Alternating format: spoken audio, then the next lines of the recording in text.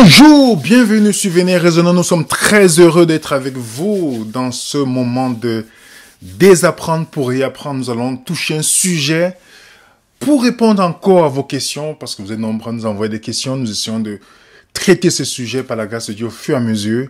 Et nous sommes très heureux de pouvoir répondre à cette question aussi aujourd'hui. C'est une question qui va sûrement créer des controverses, qui va faire parler. Mais notre objectif, c'est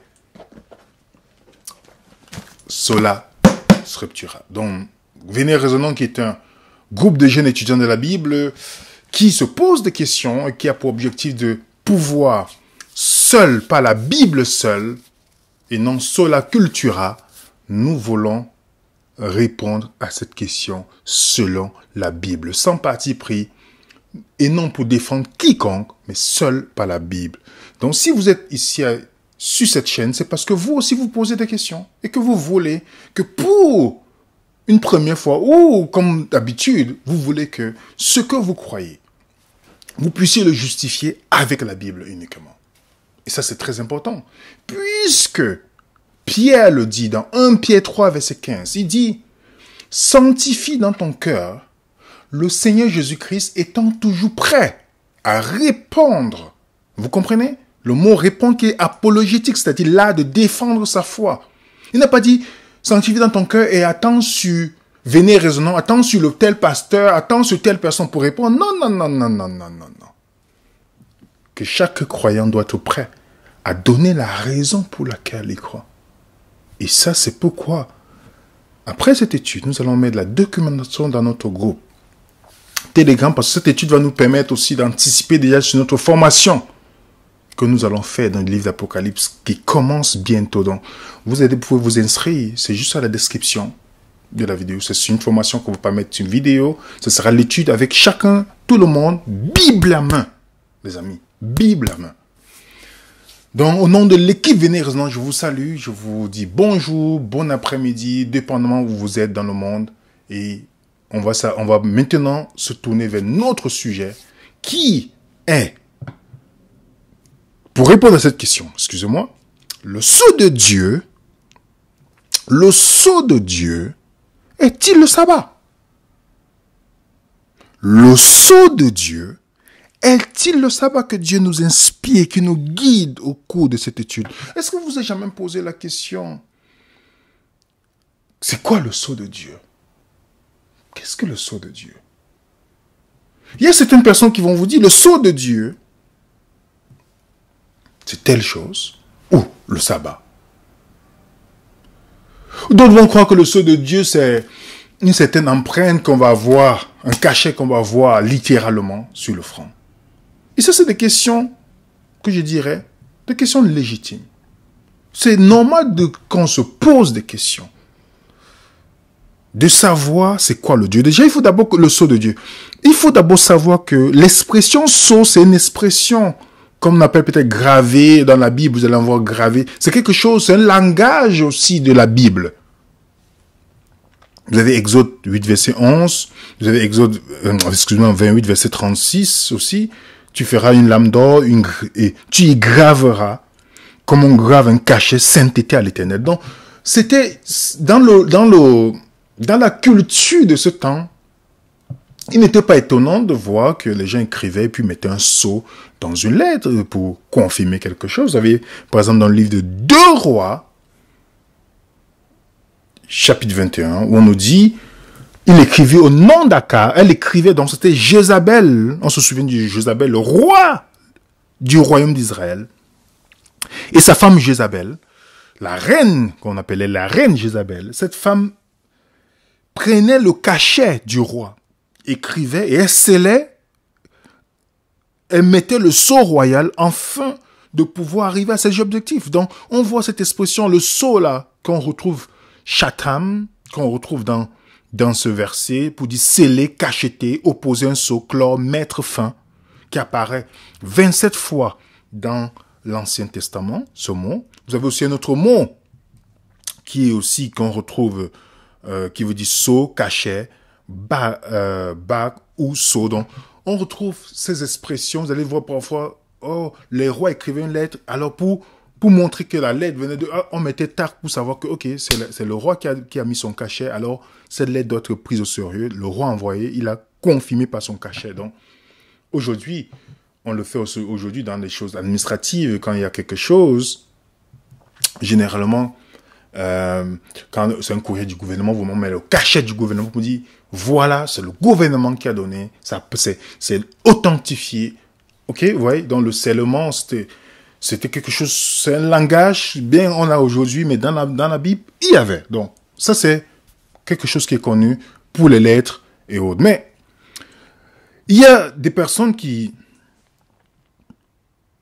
disent que le sceau de Dieu, c'est le sabbat. Et il y a des gens sincères qui croient fermement que c'est le sabbat. Bon, c'est une question que nous devons nous poser. Et c'est légitime de se poser, puisque on peut. C'est pourquoi l'importance de désapprendre pour y apprendre, c'est de pouvoir faire une détox de ce qu'on m'a toujours dit et de revenir Bible à main pour pouvoir voir si ça corrobore selon les Écritures même. Et si ça fait un sens selon les Écritures. Donc l'objectif ici n'est pas d'attaquer quiconque. L'objectif c'est de... Qui dit la Bible? Est-ce que le sceau de Dieu c'est le sabbat? Parce que les gens disent, ricochet, la marque de la bête, c'est le dimanche. Voilà un peu l'argument de quelqu'un que je connais, que je respecte, qui me dit, oui, la marque de la bête, c'est le dimanche, alors le sceau de Dieu, c'est le sabbat. Ça peut sembler logique dans certains sens. Mais pour quelqu'un qui étudie la Bible, déjà on n'arrive pas à une vérité par la négation du catholicisme, du système catholique romain. Non. Quand on lit le livre là l'expression la marque de la bête apparaît dans Apocalypse chapitre 13. Je veux d'abord définir ça avant qu'on entre dans notre sujet. Dans Apocalypse chapitre 13, la bête n'attaque pas seulement que le 4e commandement. Parce que les gens font une fixation sur le dimanche. Ils oublient que, déjà c'est un verset, on parle beaucoup d'adoration. L'adoration comporte les 4 premiers commandements. Oui. La bête attaque le premier commandement parce qu'elle demande l'adoration. C'est pas le premier commandement? La bête attaque le 2e commandement parce qu'elle demande de faire une image. Le 2e commandement dit de ne pas faire une image. La bête attaque le 3e commandement qui dit de ne pas prononcer le nom de Dieu en vain. La bête blasphème. Et le 4e, la bête attaque le 4e commandement. Donc, la bête n'attaque pas que un commandement. Parce que la fixation fait à ce que les gens arrivent à la déduction en disant le sceau de Dieu, c'est le sabbat. Regardez bien, il y a certains versets bibliques qu'on utilise. Et c'est ce que nous allons maintenant essayer de voir. Nous allons essayer de voir le sceau de Dieu dans l'Ancien Testament. À quoi ça consistait le sceau de Dieu dans l'Ancien Testament? Quelle est la première étape, le premier plan qu'on doit d'abord voir ensemble? Le deuxième, ce sera le plan. C'est quoi le sceau de Dieu dans le Nouveau Testament? Et ensuite, nous allons conclure pourquoi c'est très important de comprendre. Parce qu'il y a une séduction derrière. Oui, il y a une séduction derrière. Pas séduction des gens du monde. Non, non, non. Des croyants. Moi, en tant que votre serviteur, je le dis. On est un serviteur de la parole de Dieu. Je vous le dis, la séduction, quand on pense séduction, ne pensons pas que c'est les gens du monde. Non. La séduction est énorme au milieu du christianisme. Oui. Et le danger de la séduction, c'est justement de croire qu'on n'est pas séduit. Il y a des gens qui arrivent parce qu'on leur a dit telle chose, et ça, la dénomination a dit, la conférence a dit, les pasteurs ont dit. Alors, si c'était le cas, les pharisiens auraient reconnu Jésus.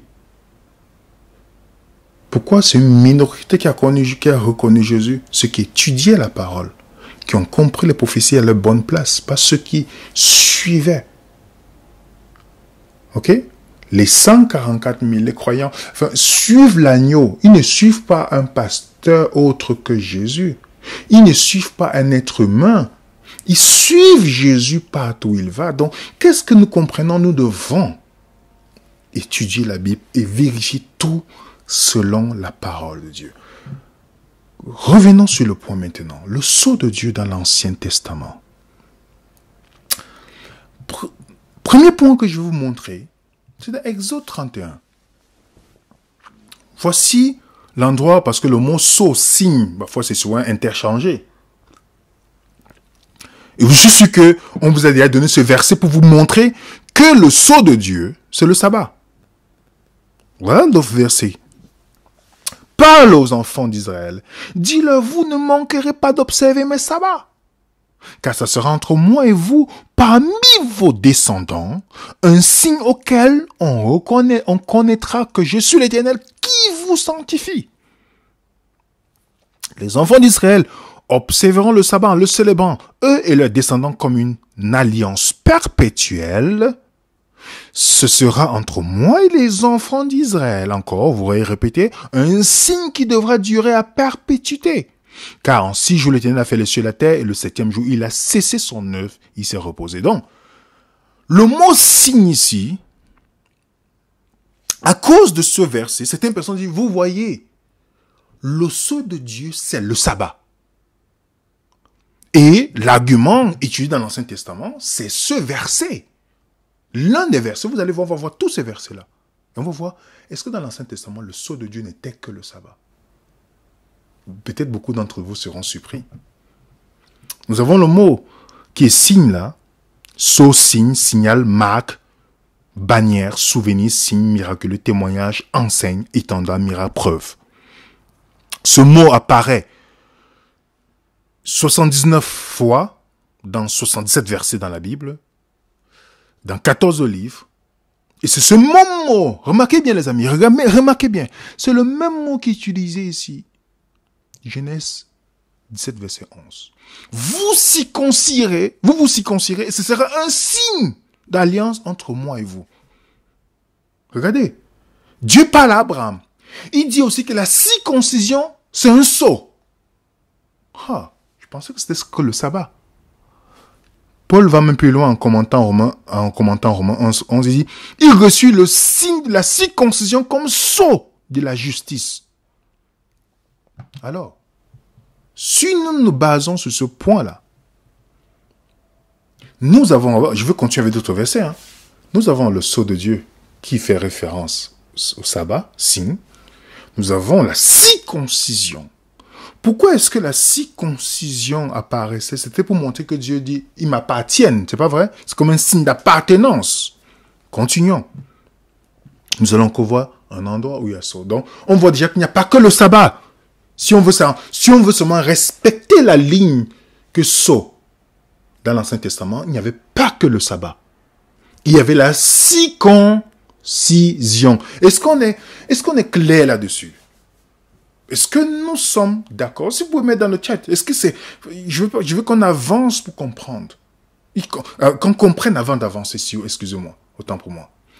Est-ce que nous comprenons que le sceau ou signe n'était pas que le sabbat dans l'Ancien Testament? Il y avait la circoncision. Continuons. Exode 12. Le sang vous servira de signe sur les maisons. C'est le même mot qui est utilisé. Vous verrez, je verrai le sang, je passerai par-dessus, il n'y aura point de plaie pour qui vous détruise. Car je frapperai le pays d'Égypte, vous conserverez le souvenir en ce jour. Vous le célébrerez.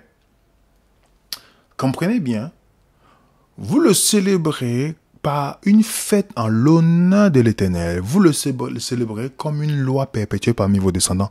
Ici, là, le sceau de Dieu, ici, le sang qui est fait, c'est la Pâque. Je vous rappelle que nous sommes dans la Pâque ici. Dans la Pâque, toute la cérémonie de la Pâque était considérée comme un sceau. En fait, la Pâque était aussi comme un sceau.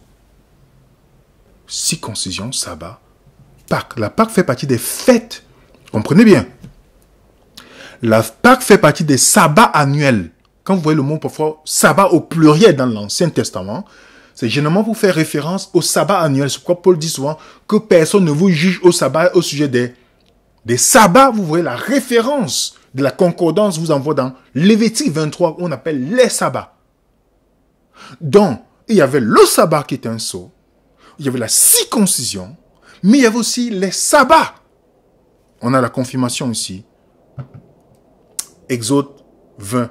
Exode 20, versets 12 et 20, je vous rappelle, ce n'est jamais le sabbat du 4e commandement. Si vous dites tout le contexte, il s'agit ici des fêtes juives qu'on appelle les sabbats annuels. Certaines personnes prennent ce verset pour dire, oh, vous voyez, ça dit le sabbat. Non, non, non, non, non, non. Si vous êtes cohérent bibliquement, vous comprenez. Exode 20, verset 12. Je leur donnerai mes sabbats comme un signe, parlant des fêtes juives, entre moi et eux. Après, dans le verset 20, sanctifiez mes sabbats, qu'ils soient entre moi et vous comme un signe auquel vous reconnaîtrez. Est-ce que vous voyez ça ici, les amis? Ok? Vous pouvez lire Ézéchiel 44, verset 24 si vous voulez. C'est pourquoi Paul utilise l'expression que personne ne vous juge au sujet des fêtes, nos nouvelles lunes et des sabbats. Est-ce qu'on est clair là-dessus? Pour ceux qui veulent savoir la différence, vous pouvez regarder notre vidéo. Est-ce qu'on est clair que le sceau dans l'Ancien Testament, c'est le 4e commandement? Dans l'Ancien Testament, ça fait référence au 4e commandement, autant pour moi. Ça fait référence à la circoncision.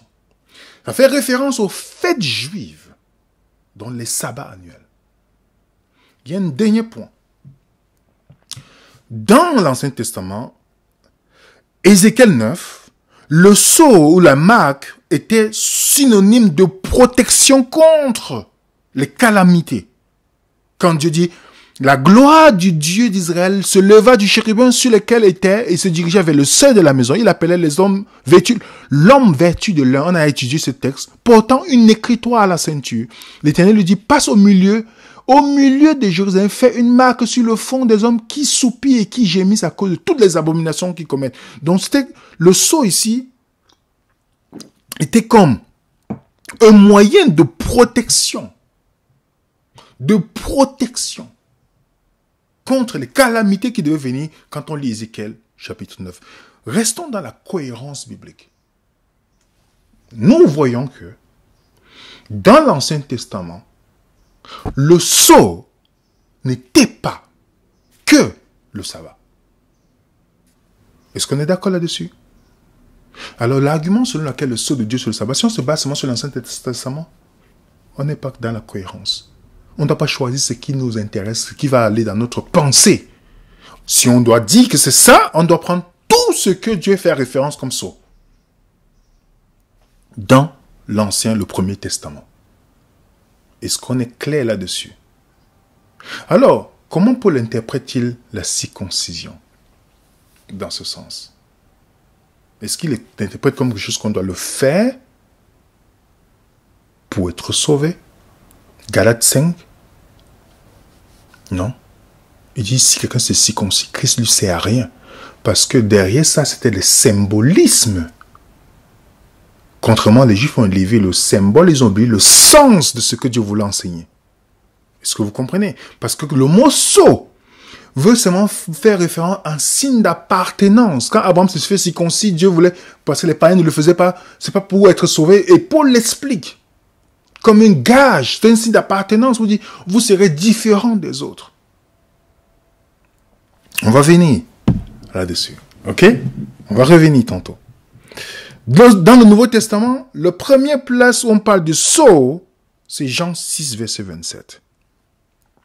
Travaillez non pour la nourriture qui périt, mais pour celle qui subsiste pour la vie éternelle, et que le Fils de l'homme vous donnera, car c'est lui que le Père, que Dieu a marqué de son sceau. Vous voyez le mot qui est là?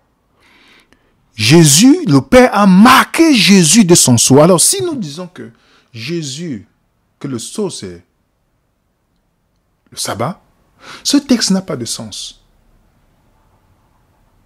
Dieu n'a pas marqué Jésus de son sabbat.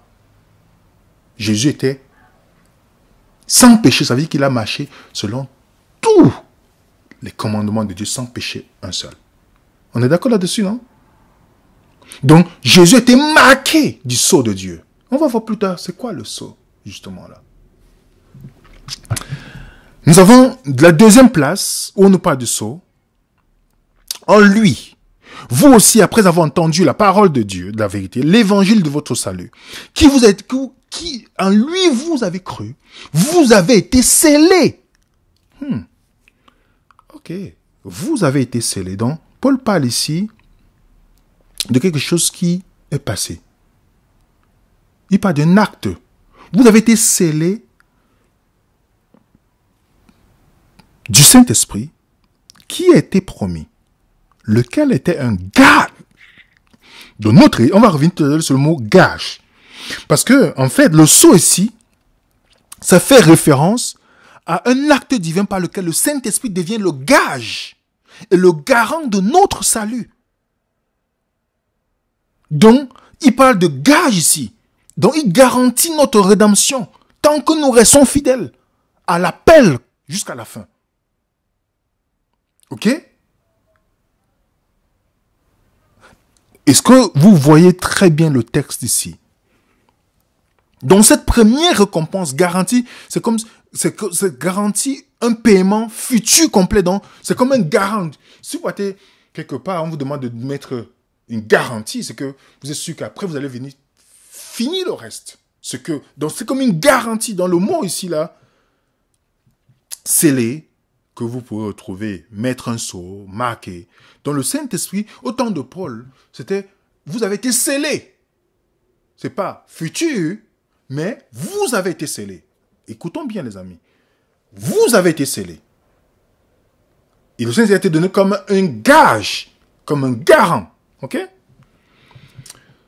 Et nous retrouvons ce même mot dans 2 Corinthiens 1, verset 21 à 22.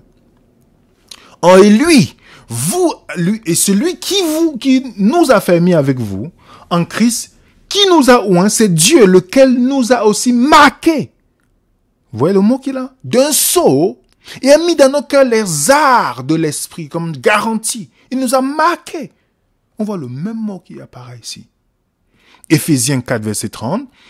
N'attristez pas le Saint-Esprit de Dieu par lequel vous avez été scellés pour le jour de la rédemption. Voilà, on voit ici qu'il y a un sceau dans le Nouveau Testament qui est quelque chose passé, qui était accessible pour le croyant. Ok? Voilà le premier sceau dans le Nouveau Testament. Voilà un sceau qui est accessible pour le croyant, qui était disponible pour le croyant à l'époque de Paul comme notre époque aujourd'hui. Voilà le sceau. Il parle de vous avez été scellés, pas vous serez scellés. Dans les textes que nous avons lus, Éphésiens 1, verset 13 à 14, 2 Corinthiens 1er verset 21 à 22, Éphésiens 4, verset 30. On voit l'expression aussi, c'est quelque chose qui est passé. Donc, quand vous lisez l'expression sceau là, remarquez bien, vous allez voir qu'il y a 2 sceaux dans le Nouveau Testament. Il y a le sceau passé, il y a le sceau futur. Est-ce qu'on est d'accord là-dessus? Regardez bien. Dans Apocalypse, qui nous donne la dernière scène, on nous dit, ne faites point de mal à la terre, ni à la mer, ni aux arbres, jusqu'à ce que nous ayons, remarquez bien, nous ayons marqué du sceau le front des serviteurs. J'entendis de ceux qui avaient été marqués d'un sceau, 144 000 de toutes les tribus vous savez très bien qu'on ne parle pas des tribus littéraires, c'est pas les tribus, c'est pas d'un sens littéral ici, pour ceux qui savent très bien c'est quoi Israël selon la Bible, pas Israël selon nation, littéral. Parce que beaucoup de chrétiens évangéliques, ils sont fixés sur la prophétie d'Israël littérale. Ils oublient que c'est une distraction s'ils ont étudié réellement la Bible, ok? Sans détournement et interprétation humaine. Et si vous avez des questions là-dessus, vous regardez notre vidéo « Qui est Israël ?» Vous allez voir, on a fait 2 vidéos sur ce sujet. Donc, on parle d'ici d'un scellement à venir pour une destruction qui doit venir. Ce n'est pas la même expression ici. Vous lisez plusieurs versions, ce n'est pas le même sceau ici. Le sceau, vous avez été scellé du Saint-Esprit. Et maintenant, il y a un autre sceau qui est futur parce qu'il y a une catastrophe dans le vie qui va venir dans le monde et Dieu veut se rassurer que les 144 000, parce que c'est de ça qu'il s'agit ici, reçoivent un sceau qui va leur permettre un peu comme ce qu'on appelle la typologie de Ézéchiel 9. Ils reçoivent quelque chose qui va le protéger contre toute la destruction qui va venir. Ok? Pourquoi chapitre 14? Vous regardez bien encore. Et remarquez bien, on a vu que le chapitre c'était les 144 000 parce que c'est très important. Parce que l'autre dit sceau, vous allez voir que c'est une autre expression, un autre synonyme ici. J'ai regardé, voici l'agneau se tenait sur la montagne. En lui, et avec lui les 144 000 qui avaient son nom et le nom de son père écrit sur le front. Vous regardez bien, les 144 000 d'Apocalypse chapitre 7, ils reçoivent quoi? Un sceau qui est équivalent à quoi? Au nom ici. Bien, Apocalypse chapitre 14, c'est la même personne, le même groupe.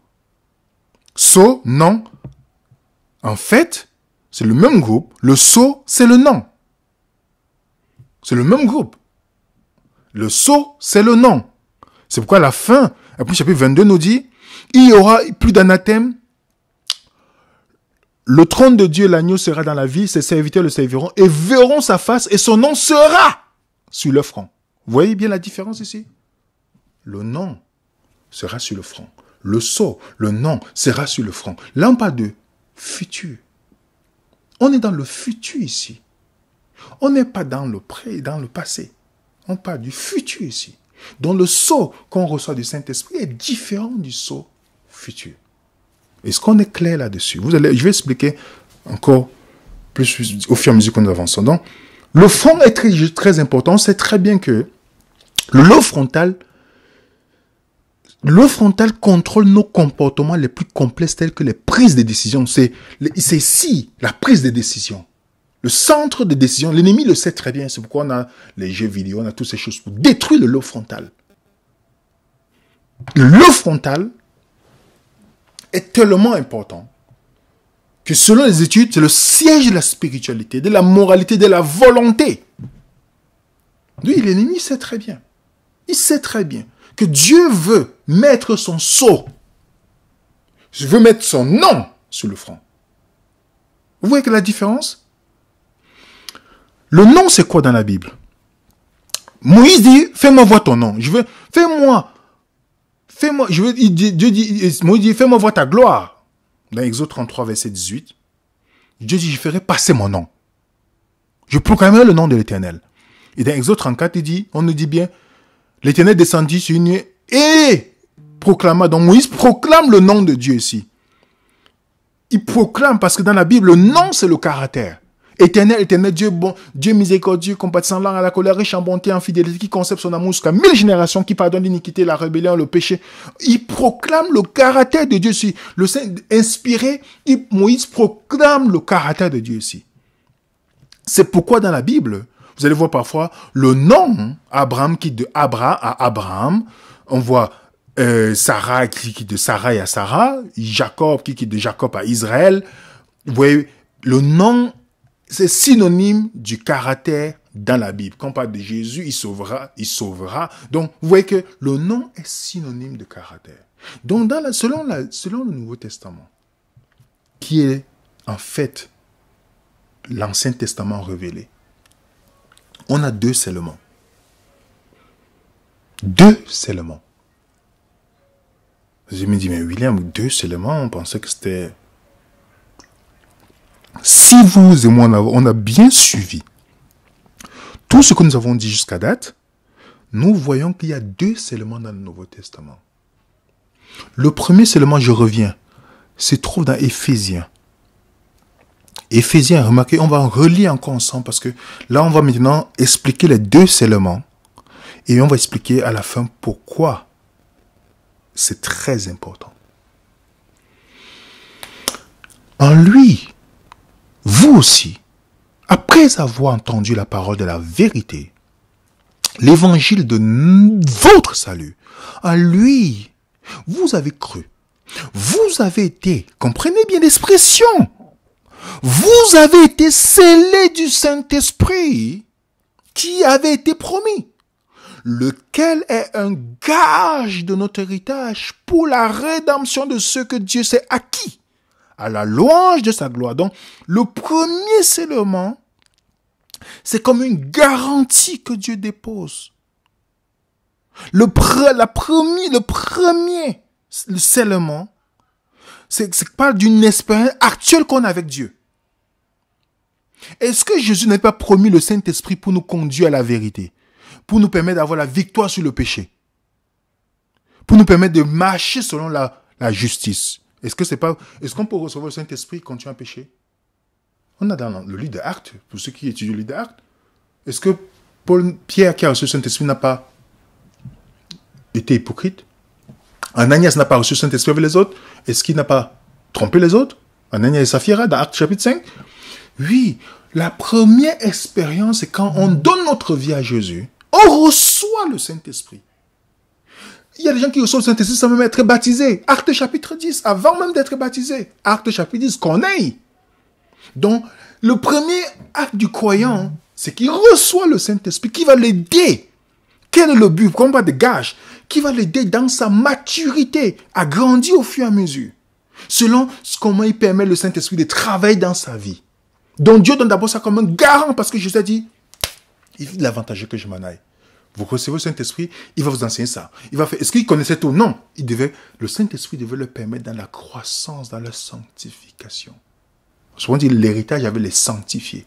Dans leur sanctification. Voilà le premier point seulement du croyant.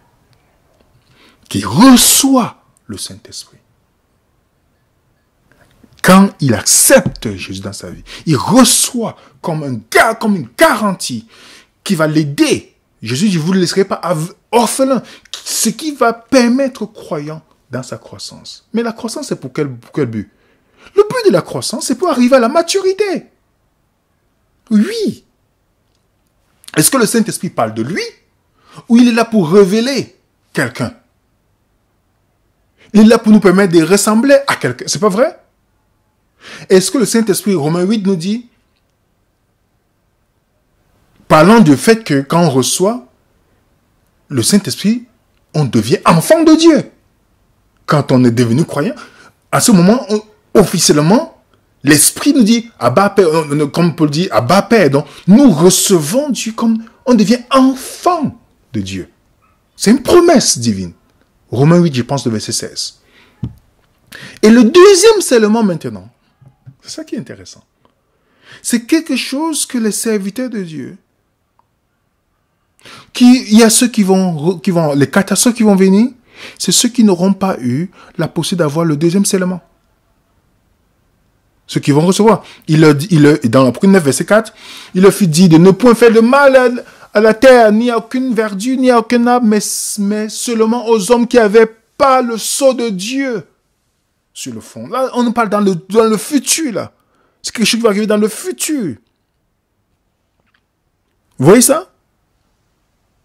C'est quelque chose qui va arriver dans le futur. Donc, pourquoi est-ce que, pour ceux qui ont compris le langage de la pluie, de la première et de l'arrière-saison, que vous retrouvez par exemple dans Deutéronome 11, verset 14, on parle, Dieu dit, fait la pluie de la première et l'arrière-saison. Si vous avez compris ça, on a Jacques chapitre 5 qui nous dit, soyez donc patients, frères, jusqu'à l'avènement du Seigneur. Voici le laboureur attend le précieux fruit de la terre, prenant patience à son égard jusqu'à ce qu'il ait reçu les pluies de la première et de l'arrière-saison. Vous comprenez? Est-ce que je n'ai même pas besoin d'aller très loin avec ce verset. Si vous avez compris, on peut arrêter cette présentation maintenant. On peut arrêter. Parce que la première pluie avait pour objectif de faire pousser, c'est le langage, parce que si on veut comprendre, on doit comprendre le langage des cultivateurs dans ce temps-là. Lorsque quelqu'un veut cultiver, met les graines dans le sol, il y a une première pluie qui tombe, qui permet que la graine commence à sortir pour commencer à grandir. Et la dernière pluie a pour objectif d'amener la plante à la maturité pour la récolte. Est-ce que vous comprenez? Premier seulement, c'est pour pouvoir grandir. Le deuxième, c'est pour arriver à la maturité. Est-ce qu'on est d'accord là-dessus? Est-ce qu'on est d'accord? C'est pourquoi, remarquez bien, dans Apocalypse chapitre 14, lorsqu'on parle des gens qui vont recevoir les 144 000 qui vont voir tous les racheter, ils vont avoir le nom de Dieu sur le front. Remarquez bien, dans le verset 14 à 18, je regardais, il y avait une nuée blanche. Sur la nuée était assis quelqu'un qui ressemblait à un fils de l'homme, ayant sur sa tête une couronne d'or, dans sa main une faucille tranchante. Et un autre ange sortit du temple criant d'une voix forte à celui qui était assis sur la nuée: lance ta faucille, moissonne, car l'heure de moissonner est venue, car la moisson de la terre est mûre. Celui qui était assis sur la nuée jeta sa faucille sur la terre fut moissonnée. Et un autre ange sortit du temple qui était dans le ciel, ayant lui aussi une faucille tranchante. Et un autre ange qui avait autorité sur le feu sortit de l'autel et s'adressa d'une voix forte à celui qui avait la faucille tranchante, disant: lance ta faucille tranchante, vendange les grappes de la vigne de la terre, et les raisins de la terre sont mûrs. Vous voyez, est-ce que vous comprenez ici le langage? Dans la seconde venue de Jésus, il vient prendre seulement ceux qui sont arrivés, les plantes, le raisin, parce que le peuple de Dieu était considéré comme la vigne dans l'Ancien Testament. Le psaume 80 était considéré comme la vigne, Isaïe chapitre 5. Donc, il vient ici, quand Jésus vient, il vient seulement récolter ce qui arrive à la maturité. Ce qui n'est pas là, qui n'arrive pas à la maturité, on sait très bien que c'est pour la fumée. Juste pour donner le langage de cultivateur dans ce temps-là. Est-ce que vous voyez la différence, les amis? Est-ce que vous voyez que ce seulement-là, de la fin de temps, c'est pour la maturité? C'est que quand on arrive à la maturité de quelque chose, parce que le langage du sanctuaire est très intéressant. Tout ça, c'est le langage du sanctuaire. Quand le sacrificateur, quand on donne notre vie à Jésus, il intercède pour nous, c'est pas vrai? Il a poussé, on pêche, on demande pardon, oui, tout. Le péché est amené dans le sanctuaire. C'est pourquoi le livre d'Apocalypse, vous ne pouvez jamais le comprendre sans avoir étudié d'abord le sanctuaire. C'est pourquoi on a fait une série sur le sanctuaire, sur la base de ce qu'il faut comprendre. On a une vidéo, le sanctuaire et le livre d'Apocalypse. Regardez cette vidéo, vous allez comprendre que ceux qui font, en disant le sanctuaire, il n'y a pas de sanctuaire dans le ciel, tout ça, c'est parce qu'ils n'ont pas étudié le livre d'Apocalypse. On a fait le sanctuaire. C'est le langage du sanctuaire. Donc, une fois que le sacrificateur sort du lieu très saint, est-ce qu'il y a une possibilité d'intercession? Non, il n'y a plus de possibilité. Il n'y a plus de possibilité d'intercession parce que le sacrificateur sort du lieu très saint, il vient seulement prendre ceux dont leur péché était purifié. C'est ça le langage du sanctuaire. Dans le deuxième sceau, c'est le nom de Dieu. On a Apocalypse chapitre 7 qui parle, ils ont reçu sur le front le sceau. Le sceau ici n'est pas le sabbat. Puisque, si vous ne pouvez pas lire Apocalypse chapitre 7, sans lire Apocalypse chapitre 14, impossible les amis. Les deux sont ensemble. Parce qu'on parle du même groupe. Il n'y a pas deux choses. Non. C'est le sceau de la maturité à la fin. C'est le nom de Dieu. Parce que la vie éternelle, les amis, la vie éternelle, c'est de connaître Dieu. On n'a pas dit la vie éternelle, c'est le sabbat. Non. La vie éternelle, c'est de connaître Dieu. La connaissance de Dieu qui est importante. Dieu veut que son nom soit fixé sous notre front, le siège de la compréhension de tout. C'est là le combat se passe, les amis. Oui, c'est pourquoi la notion de comprendre le caractère de Dieu est la clé de la grande controverse, du conflit cosmique. Je vais vous poser une question très simple. Ceux qui vous disent que le sceau de Dieu, c'est le sabbat. Le conflit a commencé dans le ciel avec le sabbat ou ça a commencé avec le caractère de Dieu? Le conflit se terminera avec le caractère de Dieu, pas avec le sabbat. Regardez, quand vous allez étudier l'Apocalypse, vous allez aussi vous laisser la Bible parler. Je sais très bien quand on a découvert quelque chose de nouveau, alors ça devient une fixation. Mais comprenons une chose, le conflit a commencé avec le caractère de Dieu. Et ça s'achève avec le caractère de Dieu. Oui, Après, chapitre 22, verset 4, Dieu veut écrire son nom à la fin, tous les racheter, son nom sur le front. On n'a jamais dit que c'est le sabbat. Le nom, c'est le caractère. Donc, il est impossible de comprendre la notion de sceau sans comprendre le conflit, l'origine du conflit cosmique, l'origine entre le bien et le mal, où Satan voulait être comme Dieu, sans avoir le caractère de Dieu. Oui. Le Dieu d'amour. Il ne voulait pas être comme Dieu. Il voulait être comme Dieu, mais sans son caractère. Satan pensait que ce qui faisait Dieu, c'était sa puissance. Non, c'était l'amour. Et qu'est-ce qu'il a? Après avoir créé le conflit dans le ciel en parlant mal de Dieu, parce que le but de Satan, c'est d'accuser Dieu. Ok? Il a séduit le tiers des anges, et puis il est venu aussi pour pouvoir mener l'humanité. C'est pourquoi il y a un auteur qui nous dit l'effort constant de l'ennemi est de fausser le caractère de Dieu. La nature de Dieu, voilà son effort constant. Il est venu en remettant en question, Dieu a-t-il réellement dit? En d'autres termes, Dieu est un menteur. Remarquez bien, les gens qui accusent, ils projettent seulement votre cas. Il dit, si quelqu'un vous dit vous êtes un gourou, vous accuse de gourou, c'est parce que s'il était à votre place, c'est ce qu'il serait. Satan, quand il accuse Dieu en disant Dieu est un menteur, c'est parce qu'il transmet son caractère. C'est ce qu'il est qu'il essaie de projeter sur Dieu. Oui, c'est ça. C'est pourquoi l'image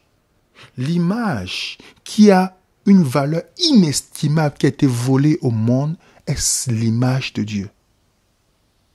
C'est l'image de Dieu. Le sceau de Dieu ne peut pas être que le sabbat. Beaucoup de gens, si c'était le cas, les gens qui gardent le sabbat ne seraient pas perdus. Oui. Si le sceau de Dieu c'est le sabbat, pourquoi on peut évangéliser les Juifs? Il y a le sceau. Ça veut dire que si le sceau de Dieu c'est le sabbat, ça veut dire que tu peux avoir le sabbat sans Jésus. Si le sceau de Dieu, si tu as le sceau, c'est bon. Oui. Oui. Pourquoi? Le but, pourquoi est-ce que on doit recevoir le premier scellement du Saint-Esprit quand on est converti? Parce que l'objectif du Saint-Esprit, c'est que vous et moi, peut-être, on n'en parle pas beaucoup. Pourtant, c'est quelque chose qui est très important pour nous d'en parler.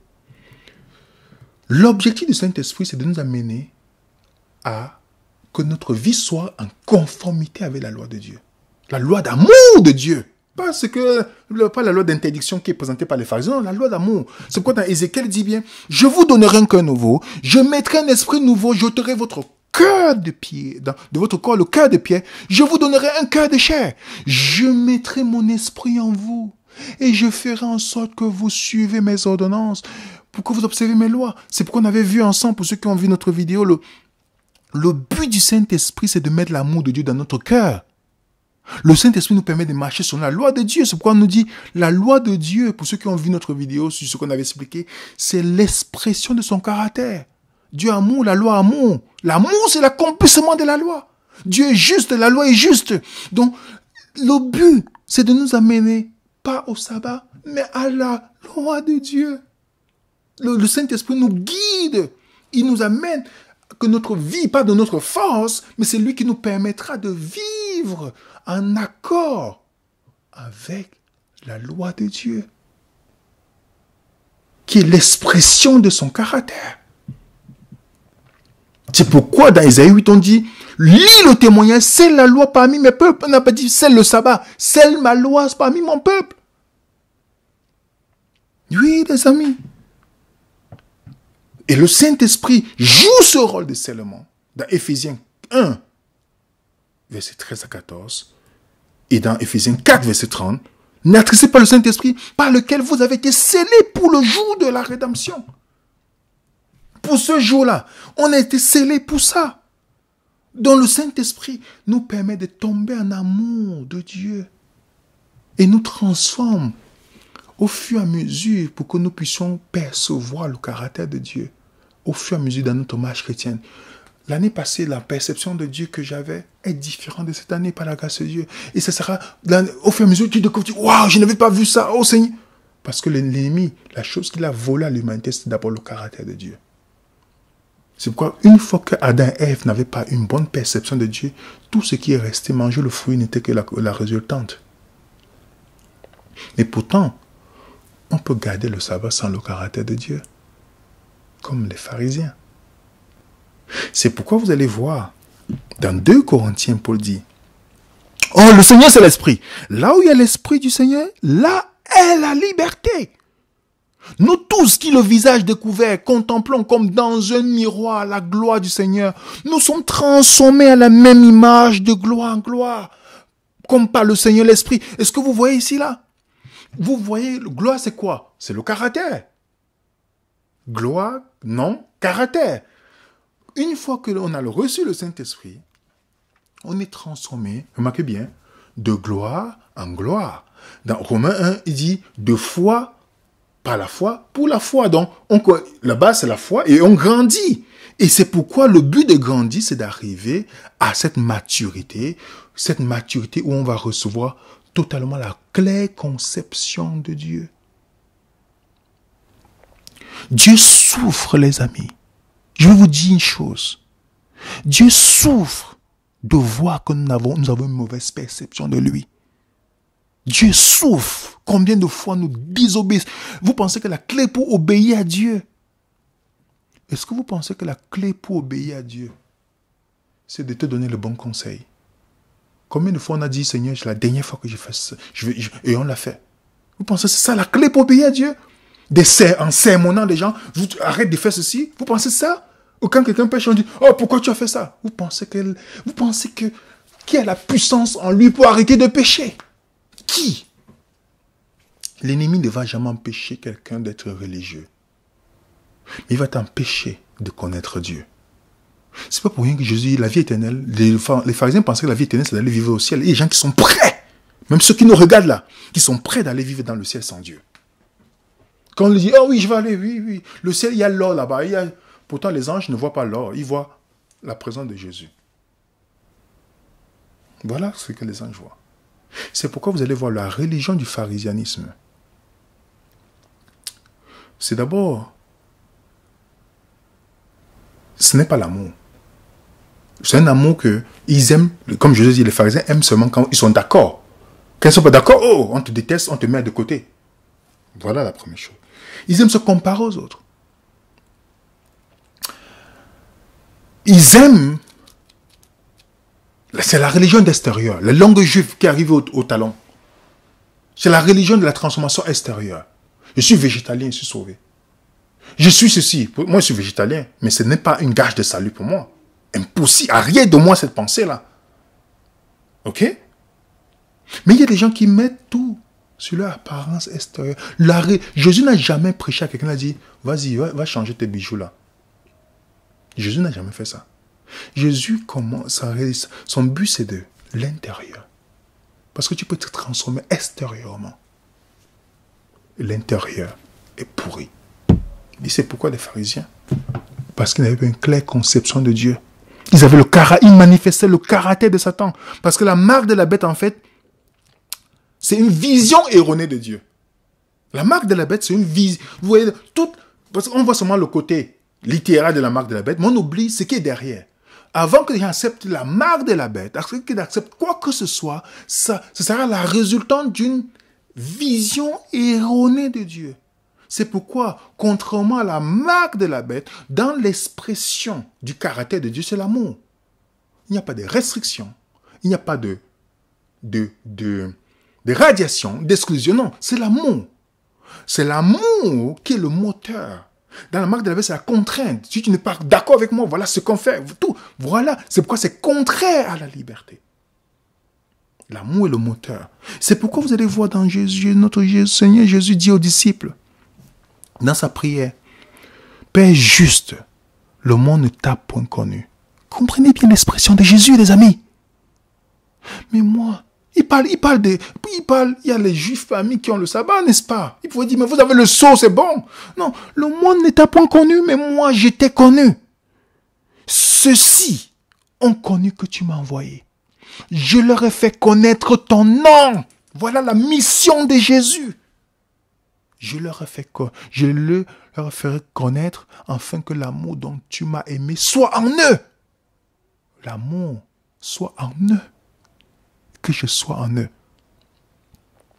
Il dit, le monde ne connaît pas Dieu. Même les chrétiens ne le connaissent pas.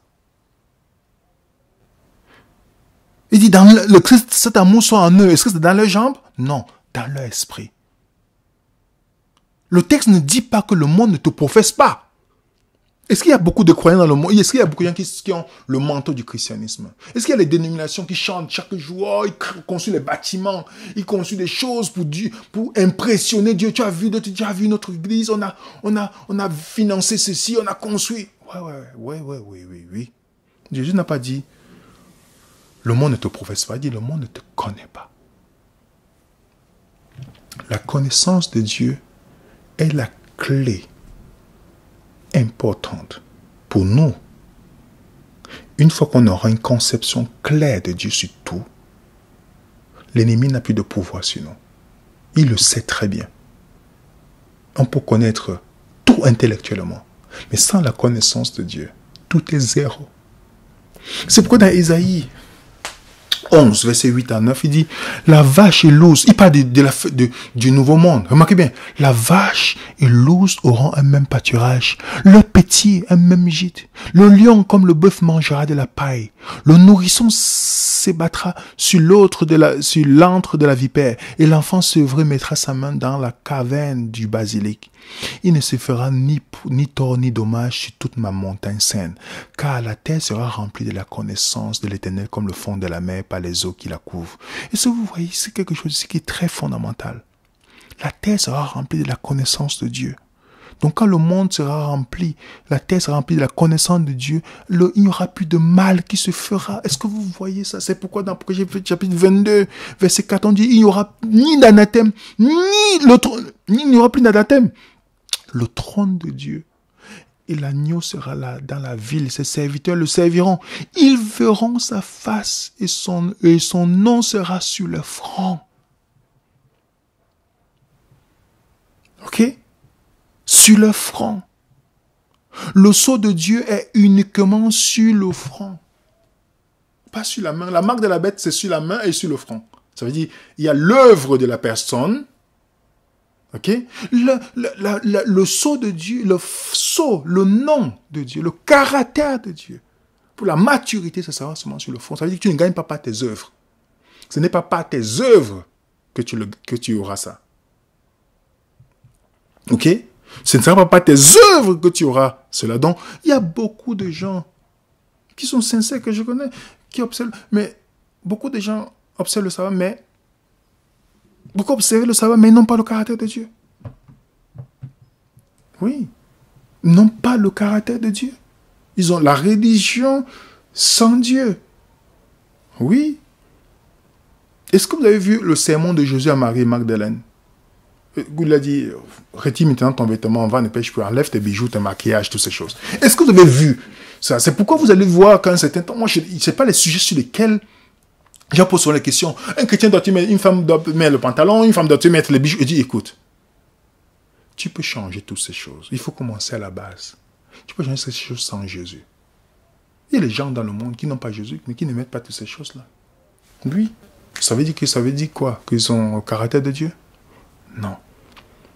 Jésus n'a jamais dit, il faut qu'on prenne rendez-vous, on va venir, la femme adultère, il faut qu'on prenne rendez-vous là. On va régler son compte. On va régler son compte. On va régler son compte parce que voilà, elle est prise dans le péché, c'est une pécheresse. Non. Personne ne sera sauvé. Personne. Et je vous dis une chose, le piège dans ça, que l'ennemi fait à ce que nous pensons que le sceau de Dieu, c'est un jour, c'est notre... voilà, comme c'est la vérité. Pourtant, le sabbat, je sais que le sabbat est biblique. Hein. Mais j'ai discuté avec toutes les personnes. Personne n'a pu me démontrer que le sceau de Dieu, c'est le sabbat. Parce que si le sceau de Dieu, c'est le sabbat, vous savez quelle théologie vous mettez devant. C'est pas bon. Si c'est... Supposons, enlevons la Bible, supposons que vous dites ça, c'est horrible quand même. Et c'est ça le danger. C'est que l'histoire se répète quand même. Toujours. Quand vous lisez Luc chapitre 24, les disciples se focalisaient sur quoi? En ce temps que tu vas rétablir le royaume d'Israël, que Rome, tout ça, point, ils se focalisaient quoi? Sur Rome. Voilà le focus de Israël. C'était sur Rome. Ils mettaient le focus sur le temple, le bâtiment à ce temps-là. C'était là le focus. Ils jugeaient, ils pensaient qu'ils étaient mieux que les autres, dessus des autres. Mais les plus grands ennemis de Jésus, ce n'était pas les Romains. C'était les pharisiens. Observateurs du sabbat qui payaient la dîme sur la menthe. C'est-à-dire qu'ils avaient planté une menthe, ils coupaient la dîme dessus, ils donnaient. Les pires ennemis de Christ, c'était les pharisiens, pas les Romains. Les pires ennemis de Paul, c'était les pharisiens, pas les Romains. Les pires ennemis d'Étienne qui ont contribué à sa mort, c'était les pharisiens, pas les Romains. Donc, ceux qui ont suivi en présentation l'agneau qui parle comme le dragon, nous mettons le focus trop sur. Oui, voilà, c'est l'homme de Rome, l'homme du péché. Oui, ils ont fait le choix. Mais n'oublions pas le pape qui est dans notre cœur, qui est plus dangereux. Donc Matthieu lui a dit, j'ai plus peur de ce pape qui est dans mon cœur. Alors certaines personnes ont dit, j'ai le bon juge, j'ai le sceau de Dieu, je serai sauvé. Jésus n'a plus. Je vais vous dire une bonne nouvelle. Une bonne nouvelle dans Jean 13. Voilà ce que Jésus dit. En ceci, vous reconnaîtrez mes disciples, si vous avez le sabbat. C'est pas ce que vous avez lu là. En ceci, vous reconnaîtrez mes disciples, si vous avez l'amour les uns pour les autres. Est-ce que c'est clair, ça entrait bien dans nos oreilles? Il n'a pas dit sabbat. Il a dit, s'ils ont l'amour les uns pour les autres. Les pharisiens étaient là, non? En ceci, vous reconnaîtrez mes disciples. C'est possible d'avoir le sabbat sans le caractère de Dieu. Ça ne fait pas de toi quelqu'un de sauvé. Parce que Jésus a dit dans Galates 5, car la loi est accomplie dans une seule parole. En ceci, tu aimeras ton prochain comme toi-même. Parce que si tu aimes ton prochain comme toi-même, ça démontre ta relation avec Dieu. Parce qu'il y a des gens qui disent, tu crois que Dieu existe? Tu le fais bien. Comment tu vas aimer Dieu que tu ne vois pas et tu vas haïr ton frère que tu vois? Donc, est-ce qu'on a compris que aujourd'hui, le sceau de Dieu, c'est son caractère, le dernier sceau du futur que Dieu veut mettre, c'est que quand on arrive à la maturité de sa connaissance, les amis, la maturité de sa connaissance, il impose, il mettra son sceau de Dieu. Voilà la garantie que ces gens, ils seront dans le ciel avec moi. Ils ont une vision claire de moi. Ils ont une vision claire. Le mensonge qui a été véhiculé, dans le conflit cosmique, le mensonge qui a été véhiculé, auquel Adam a cru, et beaucoup d'entre nous avons cru, et nous croyons encore aujourd'hui. Quand les choses mal arrivent, on dit, Dieu, pourquoi? On prend nos mauvaises décisions, et finalement on accuse Dieu. C'est l'épidémie, la pandémie la plus dangereuse. C'est celle-là. Et Jésus est venu pour montrer qui Dieu est. Jésus, son objectif, sa mission, Jean 17, verset 3 à 4, et ce qu'on a lu dans le verset 24 à 25 et à 26, sa mission, c'était de faire connaître le Père, qui était ignoré par ceux qui partaient dans les bâtiments tout le temps, qui était ignoré par des religieux qui faisaient des cérémonies sans connaître le Dieu de la cérémonie. On peut faire l'œuvre du Seigneur sans connaître le Seigneur de l'œuvre. Jésus est venu pour dire, voici ce que mon Père est. Comment pouvez-vous savoir la manière que vous devez traiter les autres? Et Jésus regardait les pharisiens comment ils traitaient les autres. Il dit, votre Père, c'est le diable. Donc votre caractère, pourtant il gardait le sabbat. Quand vous parlez Apocalypse 14 ou 7, en disant, on a vu sceau, Vous n'arrivez à Apocalypse 14, vous dites que c'est autre chose. Non, c'est la même chose. Et Apocalypse chapitre 22, verset 4, te dit, Dieu va mettre son nom sur le front de tout le monde.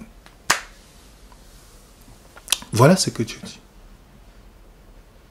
Ce n'est pas la religion des pharisiens. Ce n'est pas par ma puissance que je vais... Non, c'est Dieu qui va mettre son nom sur le front. Quand nous acceptons qu'il nous transforme tous les jours, on arrivera. C'est pourquoi notre croissance tous les jours, c'est dans la connaissance de la beauté du caractère de Dieu. C'est primordial et fondamental. Si ce que je crois n'est pas basé sur le caractère de Dieu, tout le reste. C'est pourquoi les gens, pour baptiser les personnes, on vous dit si, oh, vous devez donner la promesse. Oui, tu promets que tu... Ça n'existe pas dans la Bible. Ça, c'est un futur pharisien qu'on prépare. Tu ne peux rien promettre à Dieu. Tu dois accepter le premier élément du Saint-Esprit quand tu donnes ta vie à Jésus, soit par le baptême ou avant le baptême. Quand tu reçois ces éléments, tu pries Dieu tous les jours pour qu'il te donne ton Saint-Esprit, pour que tu puisses grandir, comme Paul dit, que je puisse grandir, d'aller de progrès en progrès dans la connaissance de Dieu. Paul le précise, de progrès en progrès. Et une fois que Dieu voit, pas que je vois, parce que quelqu'un dit, je suis arrivé à la maturité. Non. Une fois que Dieu voit qu'on est arrivé, il nous met ce saut qui va nous permettre de résister à l'épreuve de la fin des temps. À l'épreuve que les croyants vont subir. Pour ceux qui ont vu notre vidéo, est-ce que les croyants passeront par la tribulation? Vous tapez venir raison de tribulation. Cette tribulation-là, la seule chose qui va nous permettre de résister à la marque de la bête, à toute la séduction, c'est parce que les sauvés auront reçu la bonne conception de Dieu, ce qui fait que la confusion sur Dieu ne pourra jamais les atteindre. Et ça, c'est la plus grande peur de l'ennemi. La plus grande peur de l'ennemi. C'est pourquoi une fois que vous parlez du caractère de Dieu, vous allez voir que vous avez les attaques de toutes les sortes. Parce que, pas l'attaque de Rome directement, pas l'attaque du gouvernement, mais l'attaque des religieux. Parce que vous venez enlever la justice par le bâtiment. La justice par ce qu'ils appellent dîme qui n'existe pas dans la Bible aujourd'hui. Vous venez à retirer tout ce dont ils ont bâti leur justice. Bien qu'ils professent que non, on n'est sauvé par la foi de Jésus. Non. Ils ont leurs œuvres qu'ils ont préparées, qu'ils vont présenter à Dieu. Tu as vu ce que j'ai fait? Parce que vous retirez leur gloire, vous le jetez dans la poussière, comme quelqu'un dit. Le salut se trouve en Jésus. Et la mission du Christ, c'était de faire connaître Dieu, le caractère de Dieu. Et le but de Dieu, quand il nous donne son Esprit Saint, c'est pas pour nous permettre d'aller regarder Netflix ou passer le temps sur Instagram. Mais c'est pas ça le but du Saint-Esprit. Le but du Saint-Esprit nous amener à la connaissance du caractère de Dieu. C'est pourquoi il nous révèle Jésus qui est l'image de Dieu. Et quand on arrive à la maturité, Dieu nous donne, ok, tac, scellé dans la boîte. Scellé dans la boîte. Tribulation vient. Ces gens-là disent, même s'ils ont tout perdu, dit. La raison pour laquelle, vous pouvez voir les âmes sur Jésus, la raison pour laquelle Jésus est passé par la tribulation sur la croix. Qu'est-ce qui a permis à Jésus de résister? Qu'il a l'impression qu'il est en train d'abandonner tout. Qu'est-ce qui a permis d'être obéissant jusqu'à la mort? La conception du Père qu'il avait. Et vous pensez que vous et moi, qu'est-ce qui va nous permettre de passer à la tribulation? C'est le sabbat. C'est parce que je connais le sabbat. Pourtant, on sait très bien que beaucoup vont se joindre au système pour pouvoir attaquer les croyants à la fin. Non. C'est le caractère de Dieu. Le dernier saut que Dieu veut mettre à l'humanité. Cette image a été volée. C'est le caractère de Dieu que Dieu veut restaurer dans notre esprit. Pour que quand on vivra dans le ciel, on ne sera plus dans la crainte, dans la peur, dans toutes ces choses. Mais que nous soyons motivés par l'amour. L'amour pour lui, parce qu'on sera émerveillé. En disant, waouh, je n'ai jamais vu un père comme... On sera émerveillé. C'est ça que Dieu veut que nous soyons, que nous arrivons par sa grâce. Il a tout prévu. Il a donné une gage de garantie pour ça. Donc ce n'est pas ton œuvre, c'est de demander à Seigneur, aide-moi pour que je te connaisse tous les jours. Parce que la vie éternelle, c'est qu'il te connaisse. Toi, le seul frère. La vie éternelle, je répète encore, la vie éternelle, c'est qu'il te connaisse. C'est pas dans le ciel qu'il te connaisse. Oui, c'est ça la vie éternelle. Et on peut l'expérimenter aujourd'hui, dans la connaissance de Dieu, par la grâce, par le Saint-Esprit, et au fur et à mesure, jusqu'à ce que tout soit rétabli et que tout, le disque Dieu soit éradiqué des parasites de Satan et que tout soit clair. On dit, mon Père, il est amour, il est bon et je l'aime. C'est ça que Dieu nous a montré à travers Jésus. Que la paix du Seigneur soit avec vous, les amis. N'hésitez pas à nous envoyer vos questions. Vous avez notre adresse email qui est juste là. Si vous voulez nous encourager, prier pour nous, n'hésitez pas à nous envoyer un mot. Vous avez notre page Telegram qui est là. Et inscrivez-vous dans notre page Telegram parce qu'on va aussi faire des directs sur Telegram. Nous allons faire le livre d'Apocalypse. Vous allez avoir toutes les informations dedans, les documents de cette étude. On va mettre ça dans le groupe en même temps. Que la paix du Seigneur soit avec vous, mes frères et sœurs. Au nom de l'équipe Venez Résonante, je vous dis bonne soirée. N'hésitez pas de mettre un coup de pouce, de partager, de méditer sur ça. J'ai donné beaucoup de textes. Il y a des textes que j'ai sauté parce que on est à 1 heure. Méditez, méditons. Que la paix du Seigneur soit avec vous. On se retrouve tout à l'heure sur Zoom. À très bientôt, les amis.